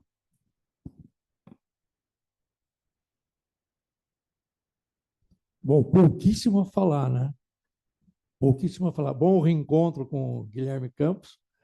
Mas, ministro, eu fiquei assim impressionado. Quando eu estava exercendo a função de senador, na Comissão de Indústria e Comércio, na Comissão de Agricultura do Senado, do Parlamento Italiano, uma das maiores perguntas que o pessoal fazia era como um país, com a importância que tem para o futuro do fornecimento de alimentos para o mundo, não tem a correspondente importância nas negociações entre o Hemisfério Sul, porque o Brasil é o maior país do Hemisfério Sul, com o Hemisfério Norte, considerando aí os três grandes blocos, que seriam Estados Unidos, Europa e Sudeste Asiático. China, Rússia e Sudeste Asiático. Hoje, eu sentiria orgulho de poder convidá-lo para estar presente no Senado da República para dar essa resposta, porque é inacreditável. Olha, eu fiz uma lista aqui e de todos os itens que eu coloquei, você falou antecipadamente, com uma postura que faz a gente se sentir, embora seja ítalo, nós sejamos ítalos descendentes, sentir um tremendo orgulho de como tem sido conduzido o poder público no Brasil. Infelizmente, os partidos políticos não estão seguindo essa mesma regra. Precisaria que o processo eleitoral, por exemplo, brasileiro, os candidatos tivessem a mesma qualidade que a gente está assistindo hoje na gestão, principalmente do agronegócio. A gente já recebeu aqui a presidente da Embrapa, já recebeu o Guilherme Piai, já agora recebemos você, e é impressionante como é um dos setores que nos dá, que nos permite vislumbrar um horizonte extremamente positivo para o nosso país. Não só para o nosso país, para a humanidade, porque, afinal das contas, proteína é uma coisa que todos nós vamos necessitar. Não tem muito o que complementar. A única sugestão que eu daria aqui, defendendo um pouquinho o setor de quem produz, faz um esforço tremendo para mudar o perfil do Brasil no cenário global, vamos dizer assim, em relação ao vinho. Não é vinho só, porque da uva nós temos suco, enfim, são 56 subprodutos da uva, entre corante, pigmento, fármacos, pisco, até a parte boa, conhaque, armanhaque, mas também o vinho, geleia, doce, recheio de biscoito, sorvete, essências, quer dizer, uma infinidade de produtos. E o setor tem demonstrado um esforço muito grande na mudança da qualidade. Mas, do ponto de vista do impacto da carga tributária sobre o setor vitivinícola, realmente a gente está perdendo muito espaço para o mercado internacional. Hoje, do vinho brasileiro, de cada 44% que a gente toma de uma garrafa, o governo toma 56%. Então, a única coisa que eu gostaria assim, de colocar na agenda seria atenção um pouquinho para esse esforço que o setor vitivinícola vem fazendo para competir com os produtos internacionais. E a segunda é, se existe a possibilidade de que o governo, através da Secretaria do Ministério da Agricultura, também comece a implementar, como os outros países fazem, a Itália também faz, selos ou certificações protecionistas, normalmente barreiras não tarifárias, a gente colocar também, criar o nosso Brasil Excelência, uma cesta de produtos de excelência, produtos premium para exportação do Brasil, e que esses produtos estejam presentes nos pavilhões brasileiros das feiras internacionais, que hoje a gente visita feiras onde a Apex faz os seus eventos e a gente encontra poucos produtos de consumo do setor do agronegócio. Só isso, parabéns ao ministro, parabéns ao Guilherme, parabéns ao Perosa, parabéns à casa por escolher gente desta natureza que nos dá confiança de rasgar a camisa pelo Brasil. Parabéns. Obrigado, Paulo. Muito obrigado, viu? Obrigado pelas suas palavras. Eu acho que momentos como esses permite que a gente combata um dos momentos mais difíceis da nossa democracia, que é a intolerância, né? as pessoas se tornaram intolerantes. A democracia é boa, cada um pensar e votar, e se manifestar, e ir para a rua, pedir voto, financiar. É a força da democracia. Se tem outro regime melhor, eu desconheço, né?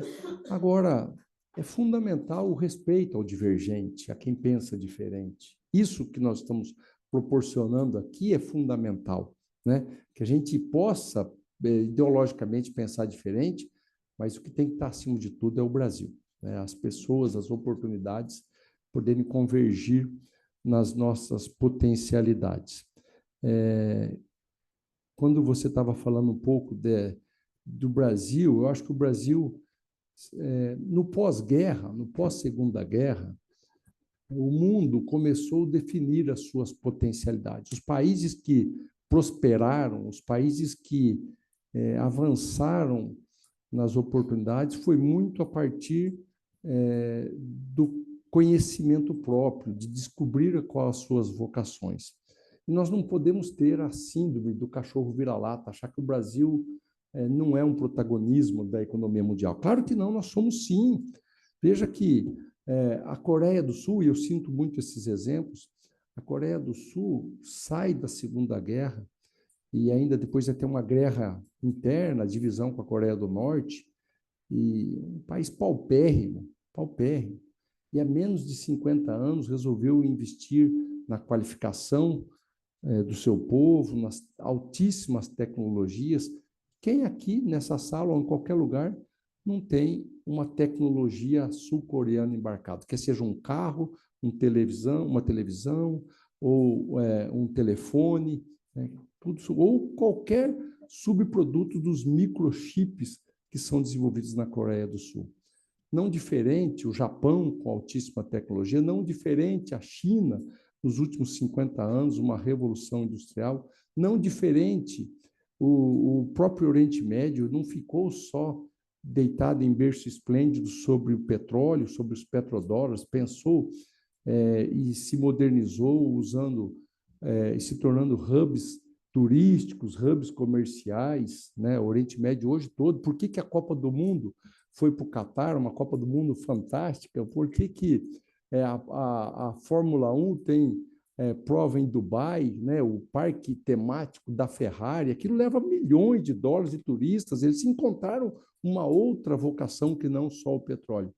E o Brasil, nesses 50 anos, deixou de ser importador de alimentos, graças a todos aqueles que me sucederam no Ministério da Agricultura, desde lá de Alisson Paulinelli, que ousou criar uma empresa pública de pesquisa agropecuária, e a Embrapa hoje é, sem sombra de dúvida, a maior empresa pública de pesquisa tropical do mundo, né? Que tem tecnologia para vender para o mundo todo, e aí nós passamos de importador a esse grande exportador. Então, essa é a vocação brasileira, e tudo ao entorno disso, o comércio, a indústria. Imagine se a gente acrescentar 40 milhões de hectares, onde tem um trator vai precisar 2, onde tem uma coletadeira vai precisar 2, onde tem uma grade, uma plantadeira, onde tem um agrônomo, onde tem um veterinário, onde tem um comerciante, onde tem um advogado, vai precisar 2. A economia da agropecuária vai mexer com a indústria, vai mexer com o comércio, vai mexer com o campo, e é essa a nossa grande vocação. Quanto à carga tributária, essa é sempre uma luta, você tem razão. Fui um defensor explícito sobre a inclusão das proteínas animais, das carnes, na cesta básica, com toda a dificuldade, e hoje dizendo que a carga vai precisar ser de mais de 27%, não acredito nisso, não é o impacto da inclusão das carnes. Eu acho que a gente tem que buscar, e essa reforma tributária foi um grande avanço da gestão do presidente Lula, simplificando o modelo, se não reduziu carga tributária, mas, no mínimo, tirando esse incipoal de legislação, onde as empresas precisam ter departamentos maiores de contadores e advogados do que os vendedores, a parte final que toca e dá resultado numa empresa. Então, só a simplificação já é um grande avanço, mas a gente tem que discutir, sim. Eu acho que tem distorções ainda a serem corrigidas, e o parlamento tem o compromisso de trabalhar isso. Quanto aos produtos prêmios, a certificação, nós já temos, né, Perosa? Nós temos as certificações. Você quer falar um pouquinho sobre isso? Tá, pode. Não, só para complementar, Fausto, na verdade, tem um trabalho grande do Ministério, do próprio Ministério da Agricultura, e da Apex também, você bem citou as feiras, só o Ministério da Agricultura faz cerca de 15 feiras por ano, mais umas 30 feiras que a Apex faz, onde um faz, o outro não faz, então dá 45 feiras, caminhamos juntos, né, paralelamente. Então, assim, com alta exposição em nichos de mercado, né? Veja que nós estamos conseguindo aberturas de mercados para nichos, para o açaí, para a Índia, enfim, para diversos produtos de alto valor agregado do Brasil, né? Característicos do Brasil. Nós agora, o ministro acabou de estar no Chile, num marco revolucionário da contato com o Chile. O ministro assinou um acordo em que o Chile é o primeiro país do mundo que reconhece no Brasil a produção orgânica. Então, a metodologia de produtos orgânicos produzidos no Brasil, porque cada país entende o produto orgânico de um jeito, né? E esse é o nosso grande desafio. Como vender um produto orgânico brasileiro com valor agregado, sendo que o outro país não reconhece, né? Então, lá tem as características próprias. Então, nós conseguimos costurar isso com o Chile, o ministro esteve lá, e agora o Chile é o primeiro país da América Latina que reconheceu o Brasil, a metodologia brasileira adotada pelo MAPA como um selo de produto orgânico, né? Então, vai dar um prêmio para esse produto poder ser exportado para o Chile, e tem outros em negociação. Nós temos mais de 20 em negociação nessa modelagem. Foi importante ter o primeiro para que a gente pudesse ter uma abertura na sequência. Então, nós estamos trabalhando muito nessa questão de nicho, de prêmio, de agregação de valor nos produtos, né? Mas dizer, ministro... Identidade geográfica. Identidade geográfica. Por exemplo, queijo da canastra, né? Já está se tornando uma referência mundial, né? O queijo da canastra brasileiro. Nós estamos dedicando muito a isso e é fundamental esse trabalho. Agora, só para complementar e finalizar, é importante, nós que estamos aqui na Associação Comercial de São Paulo, uma associação urbana, né? Mas eu também sou de São Paulo, sou do interior de São Paulo. Aliás, queria aqui declarar, Fausto, fui seu eleitor, né? Porque também sou italiano, então... mas eu queria dizer o seguinte, que há um falso dilema com o agronegócio brasileiro, de que a gente exporta commodity e não exporta produtos de valor agregado, né? Nós temos tanta tecnologia embarcada numa semente de soja, na produção da carne brasileira, na produção da pecuária brasileira, enfim, tem tanta tecnologia incorporada nesses produtos que só essas indústrias que vivem ao redor, vejo a indústria de fertilizantes, a indústria de vacinas que nós temos aqui no interior do estado, vacinas agropecuárias, né? Tem uma cadeia enorme com alta tecnologia, muitas multinacionais, inclusive, né? E trazendo tecnologia para o campo. E isso tudo está sendo vendido. Na hora que você vende um boi, você está vendendo a vacina que foi dada nele, a ração que foi dada nele, está tudo incorporado, né? Então, realmente, é uma cadeia que tem muita tecnologia. E a gente tem que defender isso, né? Aqui na cidade de São Paulo, no estado, principalmente no nosso estado, né? Eu e o Guilherme, que somos defensores aqui do estado, né, ministro? Então, puxando a sardinha aqui para São Paulo, nós temos que defender o agronegócio tão pujante como é o agronegócio de São Paulo. Tá bom? Obrigado. Muito obrigado, Herói, muito obrigado, ministro. Mais uma pergunta aqui do nosso coordenador do Cyber Conselho da Associação Comercial de São Paulo, Luiz Eduardo Durso. Obrigado, Arnédio. Satisfação estar aqui. Gostaria de cumprimentar o ministro, cumprimentar nosso presidente Ordini. Parabéns pelo evento, parabéns pelo trabalho, ministro. E hoje eu trabalho aqui na Secretaria Estadual de Agricultura com o Guilherme Piá e com a Natália, e sou um apaixonado pela questão ambiental. Acompanho o trabalho muito firme que a Secretaria vem fazendo com relação ao cadastro ambiental rural aqui.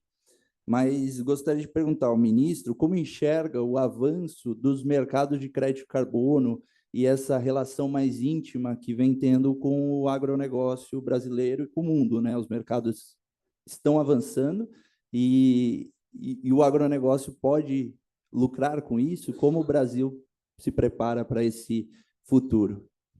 Ministro.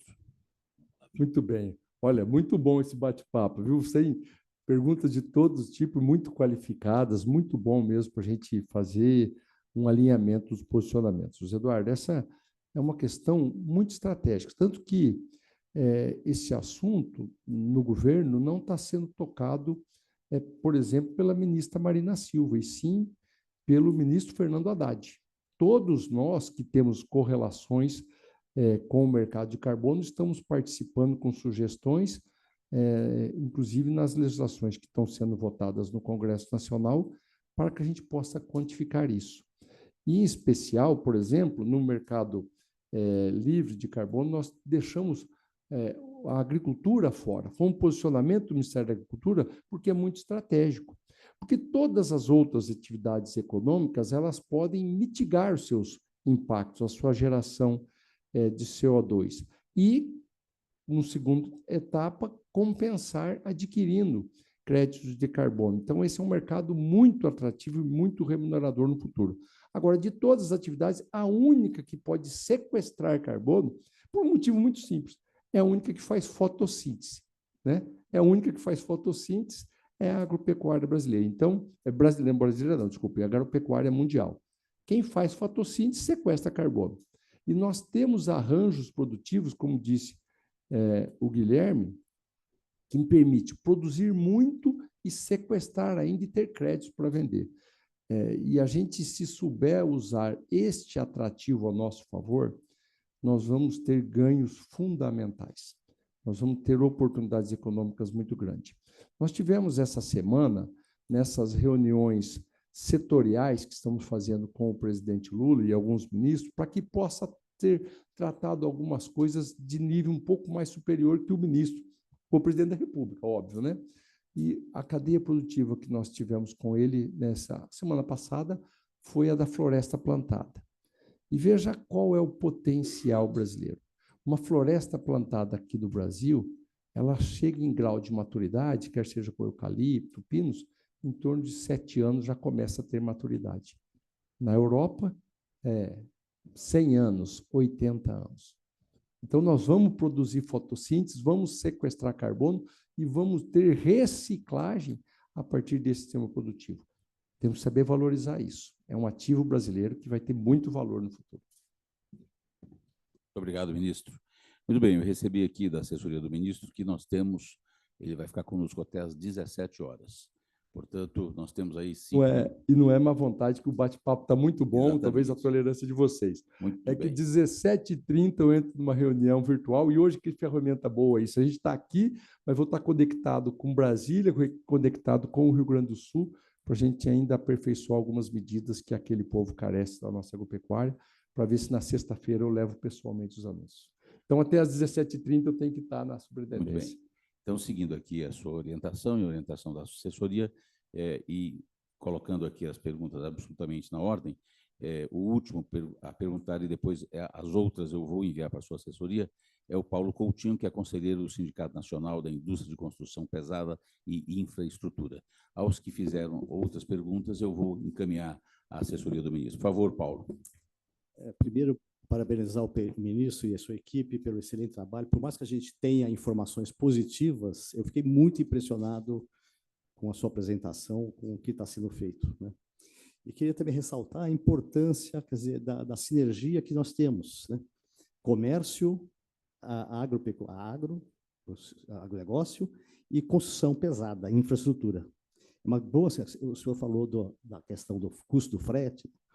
Tem alguns trabalhos que mostram que se tivéssemos uma infraestrutura adequada, a redução de custo corresponderia a todo o imposto que a agro paga.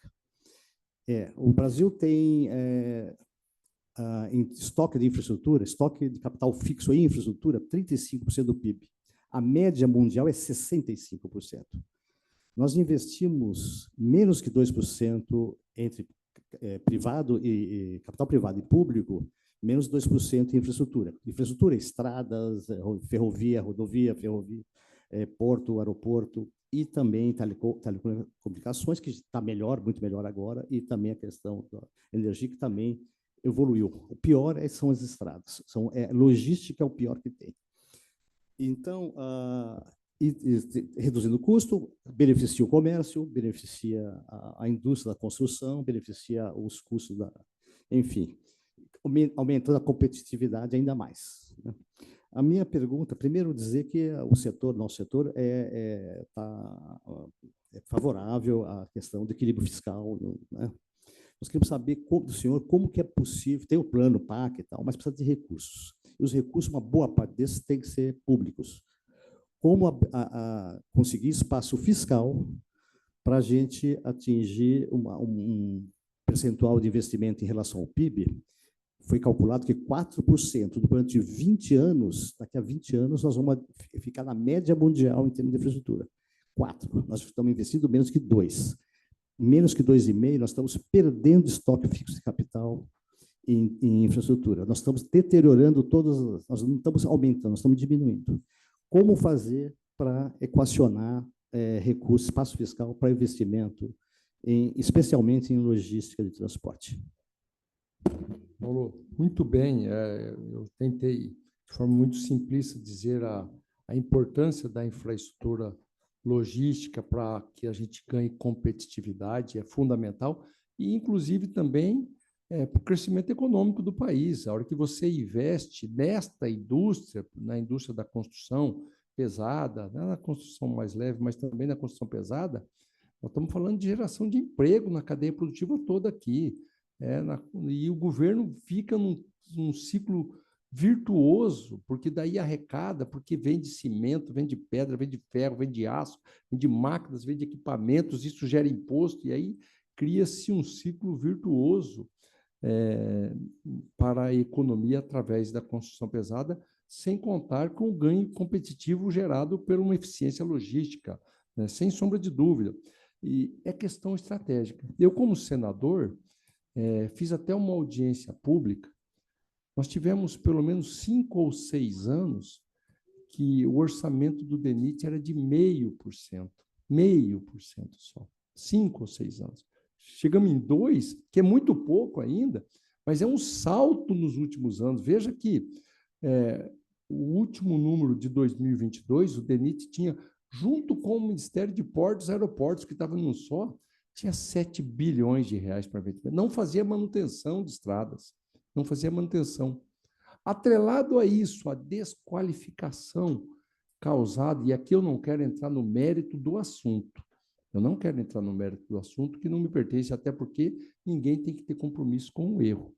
Mas as pessoas devem pagar pelo erro, as empresas não. A destruição feita pela Lava Jato na indústria de construção pesada no Brasil, talvez nós vamos demorar muitos anos para reconstruir. Hoje, mesmo que tenhamos orçamento, nós teremos dificuldade de contratação. Você sabe disso. Mas há uma determinação do presidente da retomada de obras de infraestrutura. E eu posso fazer uma analogia, e você pode lembrar como foram os crescimentos da obra de infraestrutura nos anos de 2003 a 2010 com o presidente Lula e até parte com o presidente Dilma. As obras são importantes que avançaram, a pavimentação da BR-163, a construção da Norte-Sul avançou mais de 80%, e finalizada e agora retomada. O ministro Renan Filho hoje tem algo em torno de 20 bilhões de reais por ano para construção, para manutenção. Nós temos que promover a economia do Brasil para crescer, e nós estamos fazendo isso. O Brasil, muitos diziam que o Brasil, ano passado, ia crescer 0,8% do seu PIB, cresceu quase 3%. Começa ano 2024, esse ano é 0,5%, e agora todos os analistas de mercado já falam entre 2,7% e 3,1%, fazendo a economia crescer e retroalimentando, investindo em infraestrutura. A certeza que nós vamos sair desse patamar de atraso. 2% é muito pouco, mas nós temos que fazer crescer e já começamos a fazer isso acontecer.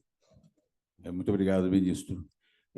Ministro, uma última pergunta aqui, da bancada feminina, que veio hoje aqui conosco fazer uma visita, que é a Dora Zanin, da Fiesp. Por favor, Dora, com a palavra. Boa tarde a todos. Muito obrigada pela oportunidade.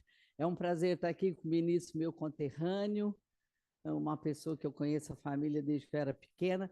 Mas a minha pergunta é o seguinte: eu pedi a pergunta e falei que estava muito machista essa plateia, porque nenhuma mulher fez pergunta. O que eu queria falar com você, Carlos Fávaro, é sobre a certificação de crédito de carbono. Nós somos o único o país no mundo e o maior produtor de carbono prêmio do mundo, um carbono incopiável, que é o carbono de floresta pura. As outras recuperações todo mundo pode fazer. Agora, de floresta da Amazônia, não tem como plantar essa floresta e produzir esse carbono. Quero dizer que ele sabe do começo lá da minha família, meu pai que levou a soja para o Paraná, depois daquela geada em 75, e entrou no Mato Grosso do Sul e no Mato Grosso com sementes de soja. Então, eu sou filha de sojicultor, mas há 10 anos eu comecei a comprar áreas de floresta pura na Amazônia. E eu tenho uma área de floresta pura toda certificada, com documentação checada, com CAR, com GEL, com CCIR, com ITR. Lá no Paraná o povo falava que eu estava ficando doida. Fora isso, Fávaro, requeri uma área em cima da minha fazenda do Aquífero Guarani e fiz 10 poços na beira da estrada de Sertanópolis a Londrina para o povo. Fiz a análise da água e está guardado lá. Então, eu queria te falar que é um absurdo a gente ficar na mão de uma ONG americana fazendo certificação, fazendo coisas incorretas que eu tenho como provar, inclusive com fotografias, escravizando pessoas na Amazônia, sendo que eu fiz uma parceria, e o Brasil tem isso, e eu vou levar para te mostrar, de uma tecnologia que consegue ver a floresta abaixo das nuvens, o que a NASA não tem, os satélites da NASA não têm, e o Brasil não vê lá no polo do Vale do Silício de São José dos Campos. Eu encontrei uma pessoa que faz isso, que a Agrotus não faz, que ninguém faz, e que nós consegue identificar 60 tipos de plantação, 5 tipos diferentes de folhas de fumo. Eu fiz uma parceria, aportei um dinheiro com esse pesquisador, que já teve uma empresa na Rússia e uma na França, e ele que fez o banco da Mercedes-Benz no Brasil. Então, eu quero te mostrar, porque nós temos que juntar a Embrapa, o Ministério da Agricultura, essa tecnologia e a minha luta pela Amazônia, porque todo mundo realmente quer a Amazônia. Para fazer uma certificadora nossa, não tem mais condições de ficar na mão de certificadoras de fora, ganhando dinheiro aqui, explorando a gente, porque isso é o maior patrimônio que vocês vão ver nos próximos 2 anos. Água doce e a floresta amazônica. Muito obrigado. Bem, Dora. Obrigada. Muito bem. Dora, só para um complemento, então, do seu posicionamento, e muito importante, hoje nós estamos aqui com o Peroz e com o Guilherme, nós temos uma equipe muito boa, e tem uma pessoa que está sendo também bastante estratégico na nossa gestão, que é o Carlos Agostinho. Ele é um produtor de semente de Mato Grosso, um dos maiores produtores de semente de soja e milho e algodão de Mato Grosso, muito bem estabelecido. Eu digo que, como o Perosa também, como o Guilherme, cumprindo uma missão junto comigo à frente do Ministério, e, por óbvio, não é por conta de salário, paga para trabalhar, por óbvio, né? Não tem nem... Se tivesse mais à frente do negócio dele, certamente ele ganharia muito mais do que está lá, mas está por vocação. E ele está como secretário especial do ministro, cuidando de assuntos estratégicos, como o Programa Nacional de Conversão de Pastagens, que já falei um pouco aqui, e como o Programa de Valoração do CO2. Ele está nomeado como presidente do Conselho de Administração da Embrapa, a Sílvia é a presidente administrativa e ele presidente do Conselho, para levar as estratégias. E o caminho desta certificação, ele está tratando disso já, é muito estratégico isso, é a Embrapa, na nossa avaliação, que é empresa pública, tem capacidade, tem banco de imagens, tem doutores e pode também fazer parcerias com a iniciativa privada para que ela se torne a grande certificadora dos ativos de carbono brasileiro. Então, eu sugiro que você marque uma reunião com ele, leve essas tecnologias para que ele possa incorporar isso e, como presidente do Conselho da Embrapa, leve essas oportunidades para análise, então. Tá bom? Muito obrigado. Senhor presidente, obrigado a todos. Senhor presidente Ordini, encerrando... Muito obrigada pela oportunidade. É que assim, não dá para perder esse momento. Ministro, falamos de muitas culturas, né? Vou um pouco, tá, contrário a essa atmosfera totalmente positiva, mas eu queria que o senhor falasse um pouquinho da cultura do fumo, que é muito relevante aqui, bastante grande no Sul, inclusive, né? E produz o cigarro, que é tão nocivo para a cidade, e, de contrapartida, nós temos a saúde pública, que tem um custo altíssimo por conta do vício, do tabagismo, que já é considerado internacionalmente como uma doença. Então, eu queria saber o que o senhor, assim, com essa capacidade incrível, que eu tenho a honra de ser representada pelo senhor, o que pensa desse assunto? Olha, talvez aqui eu não vou dar a resposta que você Perfeito. esperava. Se não for eu oportuno, posso falar. fica à Não, é vontade. oportuno. É oportuno. Eu não tenho problema nenhum de falar de todos os assuntos. É o que eu queria só que você me perdoe se não for a resposta talvez que você espere. Essa é uma atividade econômica muito importante para pequenos produtores. Sim. E que nós temos que... E ela é transformadora das oportunidades. Se conhecer a região de Santa Cruz do Sul, no Rio Grande do Sul, grandes produtores de fumo, são pequenos produtores que têm renda per capita elevadíssima, elevadíssima. Eu não posso, em hipótese alguma aqui, defender o consumo de tabaco. Todos nós temos a plena consciência dos malefícios do fumo na saúde, do tabaco ao consumo humano. Se uma única pessoa deixasse de fumar por conta de qualquer restrição que nós fizéssemos, talvez já valesse a pena a restrição. Mas não vai deixar de fumar. Não é por não produzir fumo que as pessoas vão deixar de fumar. Certamente o Brasil vai importar fumo. E hoje, a imensa maioria da produção brasileira também é exportada.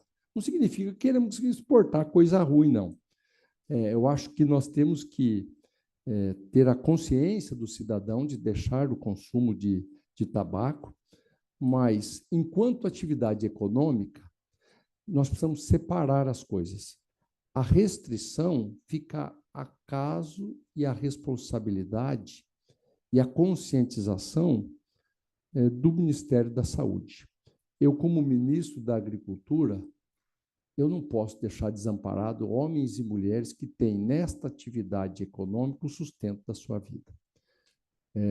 Eu recebi, no meados do ano passado, uma comitiva de produtores, de lideranças políticas, prefeitos e até parlamentares, para que o Ministério da Agricultura se posicionasse, no mínimo, neutro na COP da Saúde, que foi aqui na América Central o ano passado, com relação ao banimento do tabaco. E eu falei que, ao contrário disso, eu não ia me manifestar neutro, eu ia me manifestar favoravelmente à continuidade à produção de tabaco. Eu não sou fumante, eu sei os malefícios que tem o cigarro, mas eu tenho que defender um produtor rural que produz, gera emprego, gera oportunidade. E, portanto, se eu fizesse isso, eu estava deixando milhares de famílias desamparadas. Então, como ministro da Agricultura, eu defendo essa atividade econômica. Muito obrigado, ministro. Presidente Ordini, fazendo o encerramento desta fantástica reunião da tarde de hoje. Primeiro, eu quero, mais uma vez, agradecer a sua presença, ministro, e ratificar o que eu tinha dito ao senhor antes. Toda reunião que, ao encerrar, deixa saudade e um gostinho de vontade de continuar. É pena que o tempo é limitado, mas já fica o convite para o senhor voltar aqui e continuarmos nesse bate-papo tão produtivo e tão importante para o Brasil, né? De qualquer maneira, eu quero que o senhor leve como uma lembrança desta casa 100 anos do jornal Diário do Comércio. Nós selecionamos aqui um livro com 100 capas especiais algumas delas premiadas. E também um livro do Ramário, Cesário, sobre uma visão pragmática do Putin. E também quero que o senhor leve uma lembrança que, para os amigos da entidade, e já nos consideramos o senhor como nosso amigo, que leve a nossa medalha para a recordação desta casa. Que bom, que bonito. Muito obrigado. Muito orgulhoso. Ó, estou parecendo o Muttley, né? Lembra do Muttley? Medalha, medalha, medalha, medalha. Muito bom, muito obrigado. Feliz, honrado com essa oportunidade. Gostei muito. Lembra do Dick Vigarista, né?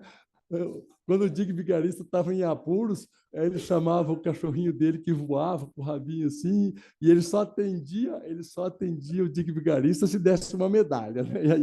E eu fiquei muito feliz, ganhei uma medalha hoje. Muito obrigado, eu feliz, obrigado pelos presentes, pelo livro, vou ler com muita atenção, acho que parabéns pela iniciativa.